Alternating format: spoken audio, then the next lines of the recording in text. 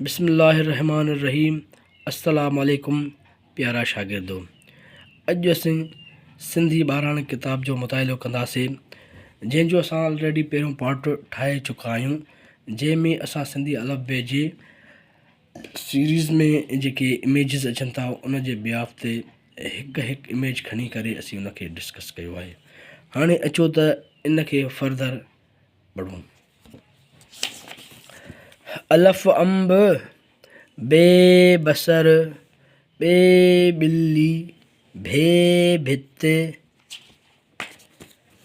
ते तालो, थे थेलो, टे टांगो, ठे ठप्पो, से समर, पे पन, जीम जुती, ये ॼमू, झे झंडो, ñe ॼञ, चे चोलो, छे छोकरो, हे हौज़, खे खत, दाल दर्र, धाल धागो,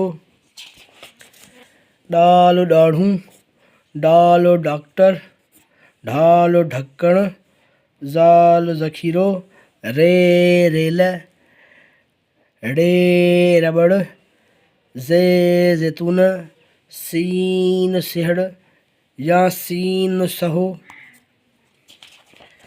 शीन शीशी, स्वाद सूफ, ज़्वाद ज़ईफ़, तुए तबला, जुए ज़ालिम, ऐन औरत, गैन गारे, फे फसल,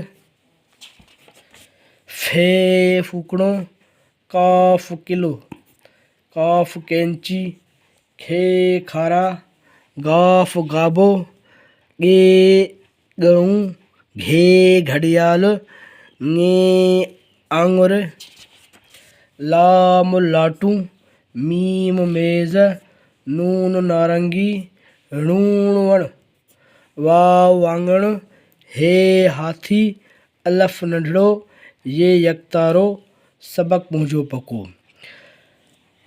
असीं जेको आहे हिन में हिकु हिकु तस्वीर खणी करे असीं उन जी वज़ाहत कईसीं।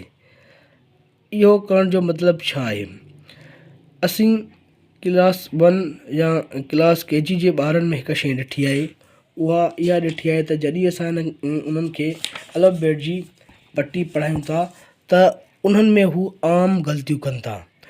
जॾहिं मिसाल जे तौर ते असीं उन्हनि ॿारनि खे सिंधी अलफ़बे जे तस्वीरनि वारो जॾहिं पोर्शन पढ़ायूं था, जॾहिं मिसाल जे तौर ते असां उन्हनि खे अलफ़ अखे या अलफ़ अंब पढ़ायूं था, ईअं ई असीं उन यको पढ़ाईंदा अचूं था ये यके ताईं या ये यकतारे ताईं, त उन्हनि में हिकिड़ो माइंड सेट थी थो वञे त बाबा हू अखियूं ॿुॾे हर शइ पढ़ी था वञनि, जंहिंजे करे उहो पटी में हुननि खे थोरो लॉस पए थो। लॉस इहो पए थो त हू जेके अखर अॻ में पढ़िया आहिनि उन्हनि खे डबल या ट्रिपल जेको आहे डबल रिपीट कनि था, जंहिंजे करे उन्हनि जी पटी सही यादि नथी रहे।